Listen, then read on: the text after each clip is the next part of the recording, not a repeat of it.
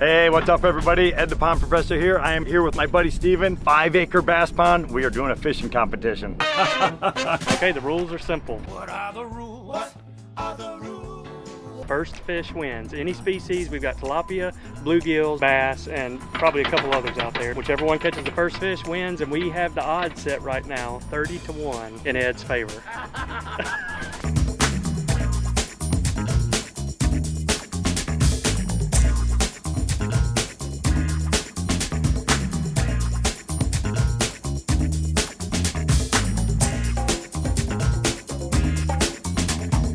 I'm not the best fisherman. I don't have the patience for this sport.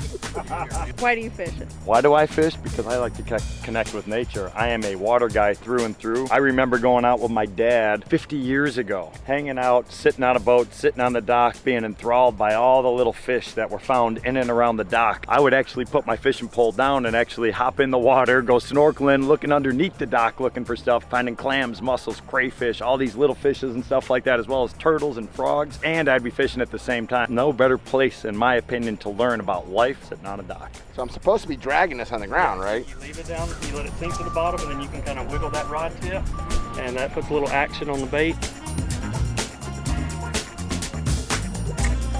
How much time do you spend out here? We make it a few times a week. I'd like to spend more time, you know, we love it out here. So we stocked this pond a little over a year ago. We put 75 bass per acre and 1,500 bluegills per acre in here. And the fish are a little over a year old, and we actually just caught the biggest one a couple days ago at 4 pounds. So we've got plenty of bait fish in here. We used prawns earlier this year, so they were like basically like a shrimp species that we put in and like a protein snack for them to help fatten them up. So that's kind of been the goal of this pond, was to grow and raise trophy fish. And then the goal for the other pond we're building over there is to be able to observe them and get in and watch them in their natural habitat, feed them, and you'll have that nice clear water so you can interact with them more. And we've had pet bass for years and years, and that's one of our favorite things to do, is watch them grow and kind of build them new homes and different water features, and obviously these guys are the best at that. We're out here trying to get Ed to catch one of these and maybe even name him. You know, we like to tag them. So one of the things we do when we catch a bass, the first time we catch it, if it's never been caught, we'll inject a pit tag into it, and each of these will have a 12-digit unique code. After they've been tagged, we'll scan them and their tag will pop up, and we store that in a database and we name them. So each time we catch a fish, just say for instance if you caught it on the lily pads over there, we'll track the fish's tag number, what we caught it on, where we caught it at in the pond, and we'll get a length measurement and a weight measurement. And that's helpful information because it lets us track their growth over the years and make sure that the water quality and all the parameters are set just right. And then we also released our 2 pet bass that we had in an aquarium. We raised them over the years, and we kept them for about 5 years in an aquarium in our original backyard pond, and we released them out here earlier this year. So Bonnie was about 5 pounds whenever we released her, probably gotten bigger since then, but eventually we'll end up catching them. It's just a matter of time. Got something right by the oak throne. Nice. Yes, come on, I gotta land him though, right? Oh, nice. He's jumping, he's fighting. Yes, yes. That's tilapia? Woo! I win. That's the first time I've ever beaten you in anything. Put it right in front of the camera, make it look real big. Nicely done. I love my job. We got a winner! Winner, winner, bass dinner! Alright, let's see if this one's been caught. He has. His tag number is 571111. So I'll look him up and see what his name is. Here we go. Welcome back to your pond. Woo! I love my job. Fun. That was fun. I like it. I may have to come back and do it a little later. Steven, you grew up here in South Alabama, right? That's right. So fishing your entire life? Yeah, fished since I was a kid. The first fish I caught was at a catfish pond. I was probably about 3 years old. Oh, wow. And I was scared to death of it, so I loved fishing, but when I actually got the first one in, I was scared to death. So they made me hold it for a picture, and I cried. Oh, no. Because I was so scared I didn't want to touch it.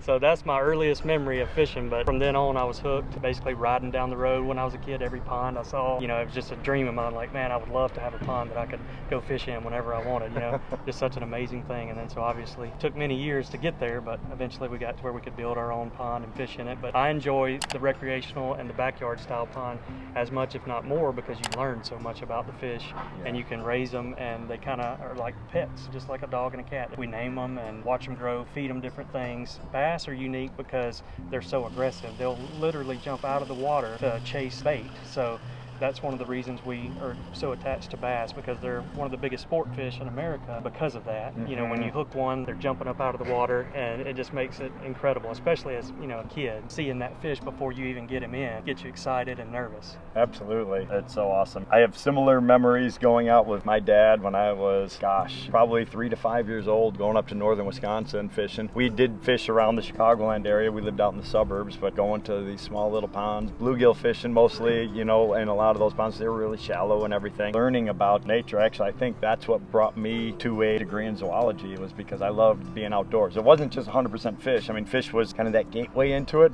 but then I started walking around the perimeters and looking for the snakes and the frogs and the turtles and all that stuff. I just fell in love with it. Then I became, you know, a certified scuba diver, and I always went snorkeling, and wherever we went, I would go fishing, I would go snorkeling, swimming, boating. You know, it was always water-based wherever I ended up going. And, you know, with that kind of a concept or mindset, you know, starting doing more research into that, the #1 destination place in the world is aquatic based. People spend billions of dollars a year worldwide to do exactly this, you know, just to sit, and you have the luxury now to to do it any single day.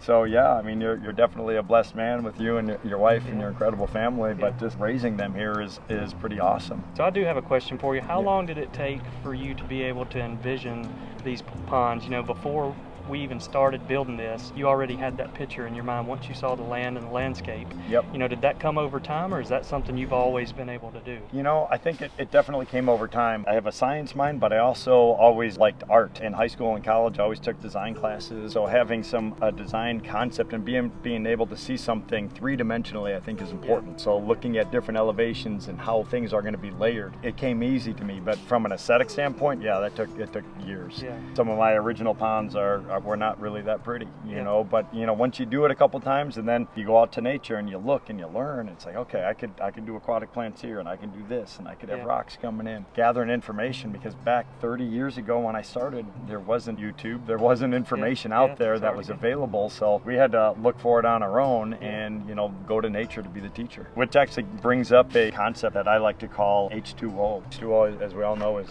water, so 2 hydrogens, 1 oxygen. I like to also consider that homes to oceans. By having a backyard pond right in your home, by understanding that from a biological concept, it really will connect you with the hydrologic cycle in general. I mean, you could see the cycles and how everything actually happens. I mean, if you have like a heavy rain and sediment comes in, you know, what's the effect of that? How long does it take to change, and how does the biology change? So I think people that actually grow up with backyard ponds are a little bit more environmentally conscious. My oldest son, he's a fishing guide, so he's a fly fishing guide, but his first word was fish. He was catching fish in our koi pond when he was 3, just with a piece of plastic. Koi would grab it, he would never land it, they would just pull it all over the place, and he got the biggest kick out of it like you would not believe. So those type of things, I think, is pretty important, especially in today's world. Yeah, I love that concept. H2O, that's nice. Midday right now, those fish are probably down deep. They're not going to be up here in the area where we're going to be catching them. So maybe we'll come back evening time right before sun drops down. I'll give a shout again.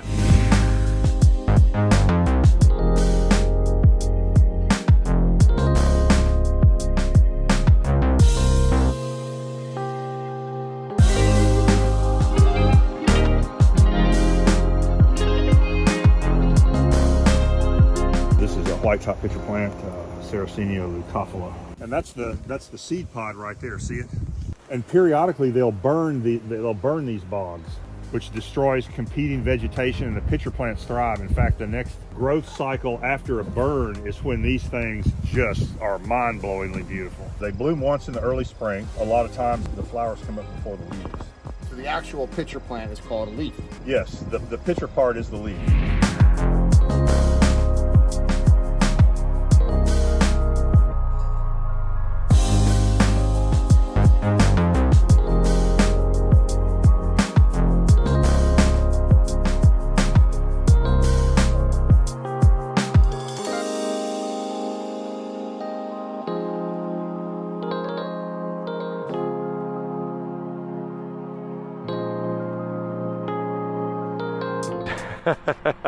Check that out.